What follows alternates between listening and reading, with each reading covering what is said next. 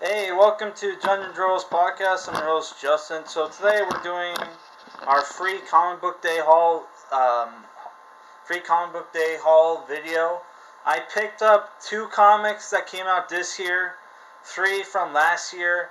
I was allowed to take more, but it was the thing where they had limited quantities, and there was like a lot of kids there and teenagers. So I'm like, you know what? I'm just gonna pick up the 2 and let the kids have the popular ones, because I even want like the Batman, the King Shark, or the other Hero Gasm and the other ones. I only wanted to pick up like um, the Harlock comic and the Tick comic, which they didn't have the Tick comic that came out this year, unfortunately. But they have the one from last year. So this is the Tick comic that came out last year. I can't show you the back. Well, I can show you the back. They put stickers on the books, and I tried to take off one of them, and it ripped. It ripped it. So yeah, this is one that came out last year that I picked up. Right. So yeah, I can't show you the back because like it has the name of the comic book shop. So yeah. This one came out last year. This is Chapter House, which is a Canadian company. I'm Canadian, obviously. This is Captain Beyond and Captain Battle, which is some kind of futuristic Captain Canuck. So I picked that up. Yeah, this is from last year. This one, I think, is from this year. I'm not 100% sure. Let me double check. Yeah, this one's from this year. Holy crap. So this is 10 Tons of Fun preview from 10 Tons Press, which has 4 stories in it, looks like. Rock and roll biographies. Becoming Frankenstein. Red Dawn, Crimson Storm, and Pat McCormick's Charlie and Humphrey. So, yeah. So I'm going to be reviewing all these. And I picked up the Valiant one. This came out this year. And yeah, I had to black out the sticker because they put this sticker on the front for this one. And this is the cool cover, right? Check this out. Cool cover. Look in the interior art. This was the comic book. This is like a preview for Ninjak. And boy, is the interior awful. And I've read, and Jeff Parker's writing this, and I've read comics by Jeff Parker. But like, yeah, I won't be picking up this Ninjak comic. So yeah, this is a preview of the Ninjak. Man, this looks so bad. And there's also a preview for Exo Men of War. And then there's a Shadow Man interview and a Hardbringer preview. The Exo Man of War doesn't look too bad. Looks way better than the Ninjak one. Okay.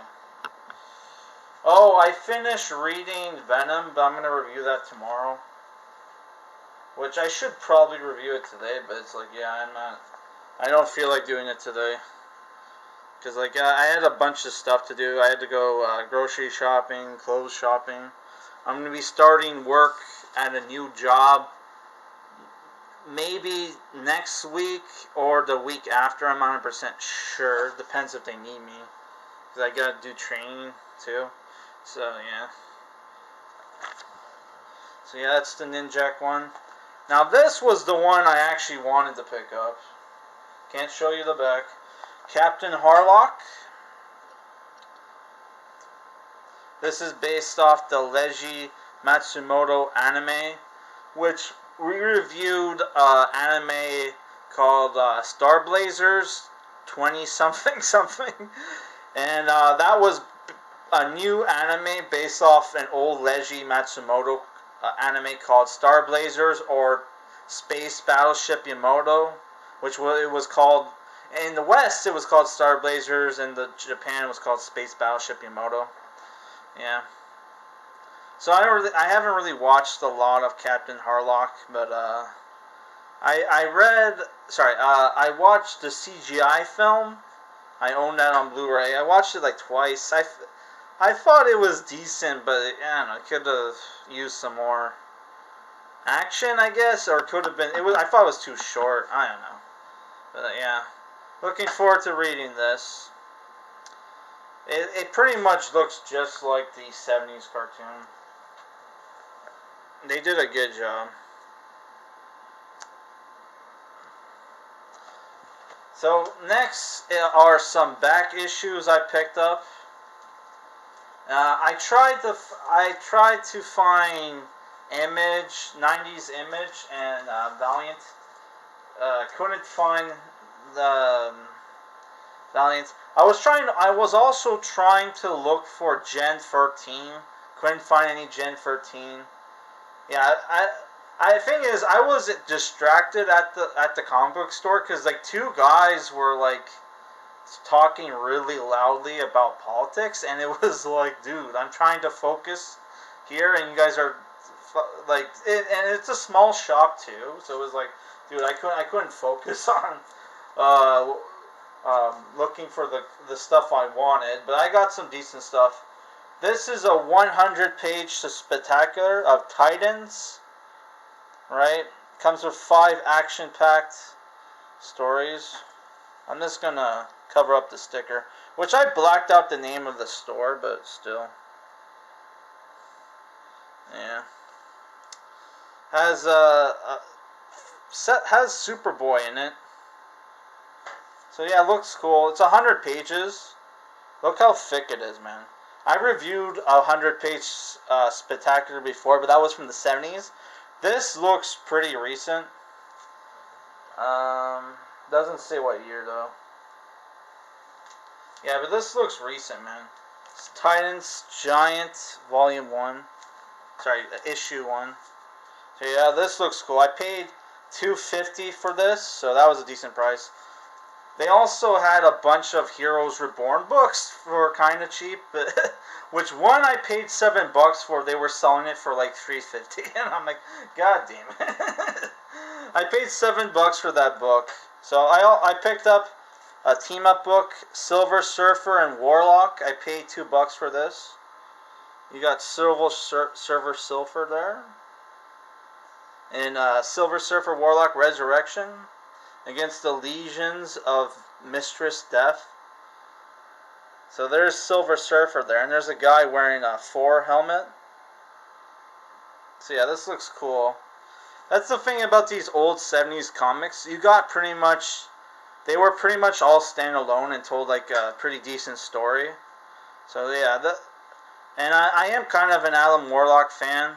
So yeah, this was cool picking this up. $2, that was a good price. So next, I picked up an Atlas book for $2. Wolf the Barbarian. This is issue 3. So there's Wolf the Barbarian versus the Skaven from Warhammer Fantasy. The revenge. Can even Wolf the Barbarian survive the revenge of the rat creatures? So this was an Atlas comic book.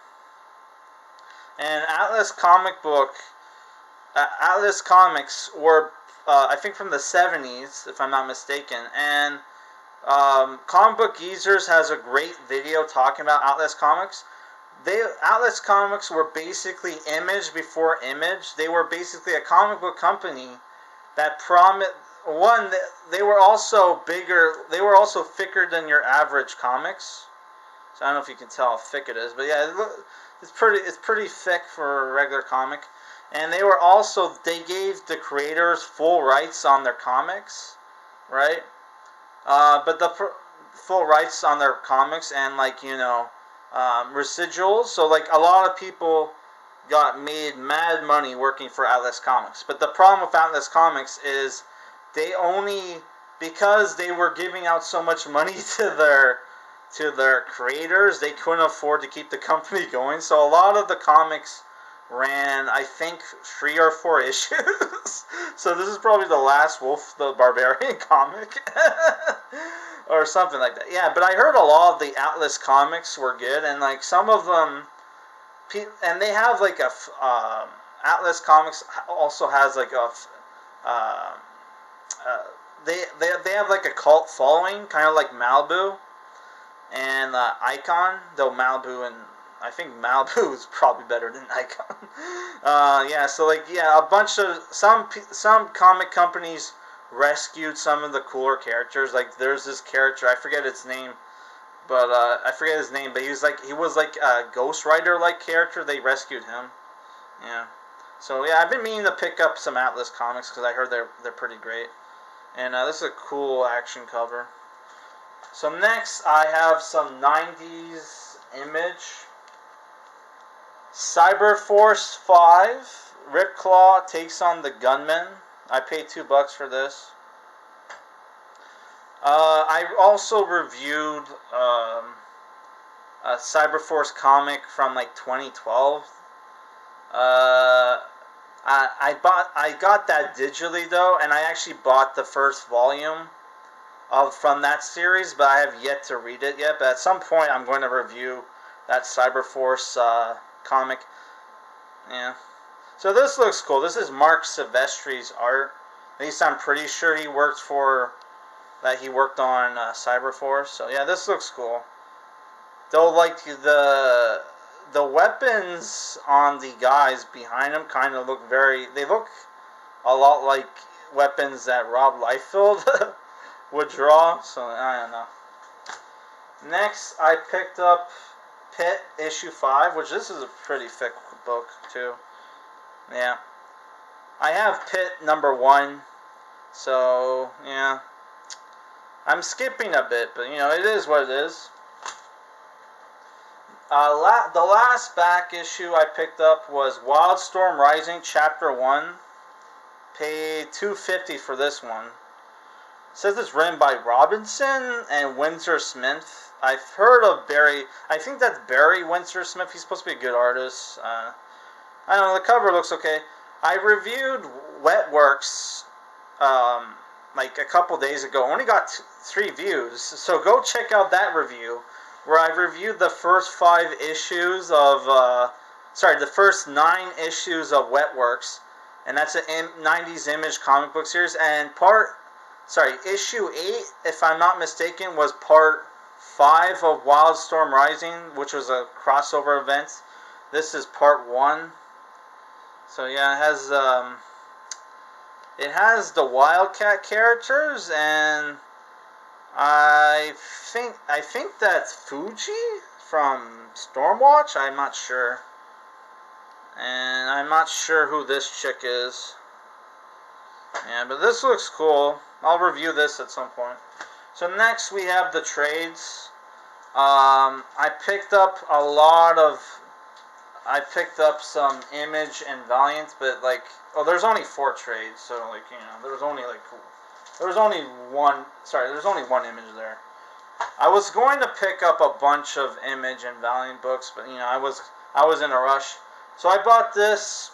This is Squadron Supreme, the pre-war years. This is Marvel Max, it's not Marvel Max. Okay. I think it says Parental Advisory. This collects issues 1 through 7. This was on special. And this is like the JMS run, right? Where there's a spin-off with Nighthawk written by Daniel Way. I'm going to pick that up at some point. Yeah, this is J. Michael Straczynski and Gary Frank.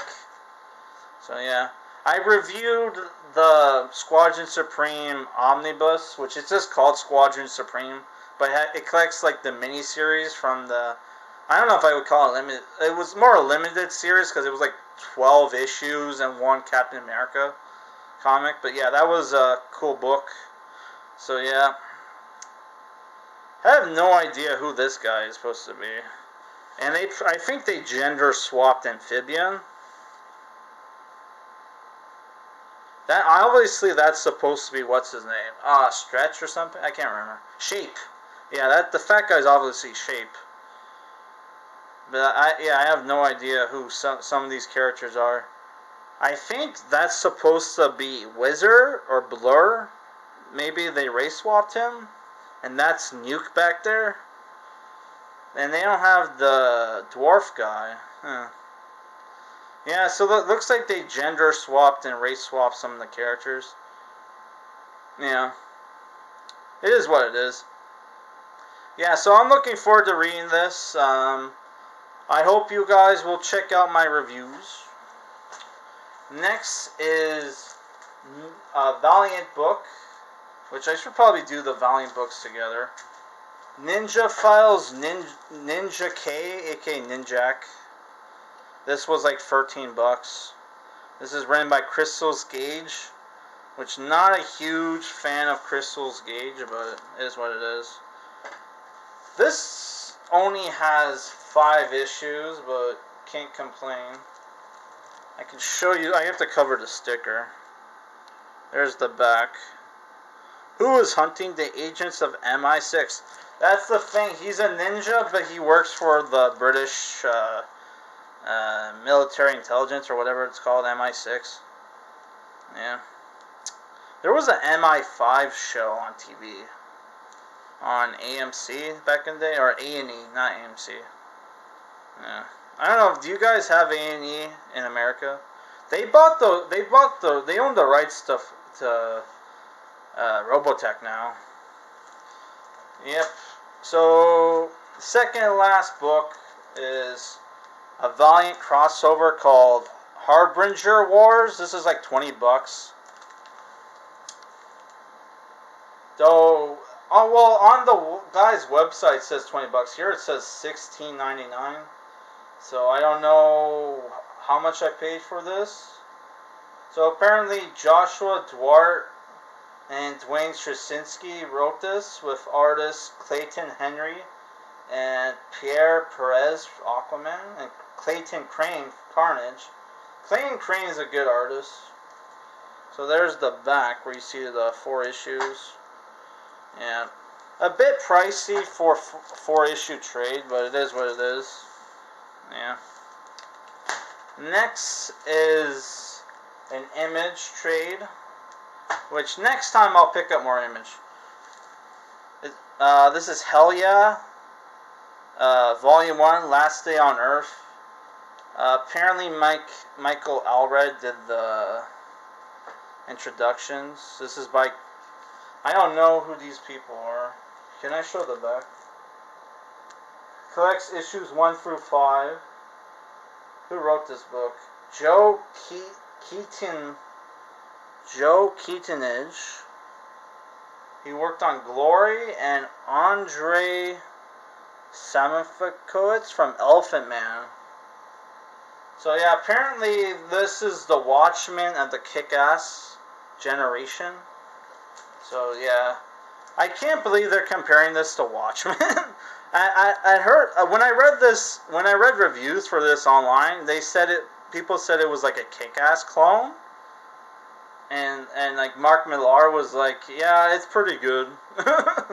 Mark Millar, who put out a lot of his Millar-verse books, or Millar Universe books, I forget what it's called, are published by Image, by the way. Jupiter's Legacy, Starlight, Superior, other kick-ass books, you name it, man. Like a lot. So like I think Mark Millar might be a little bit biased, but apparently this is supposed to be good. It was cheap, so I don't know.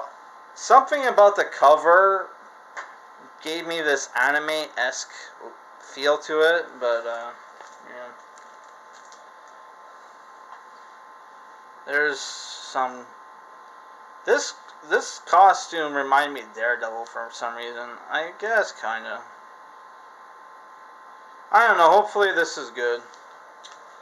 Yeah, so that's it for this. Let me grab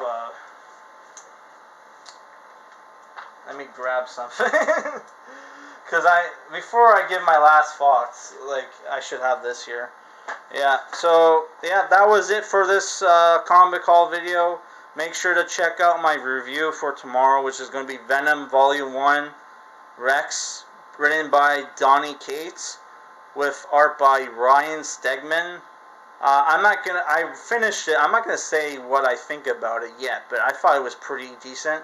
So after that, I'm gonna start reviewing. I'll probably start reading these free comic books and reviewing them.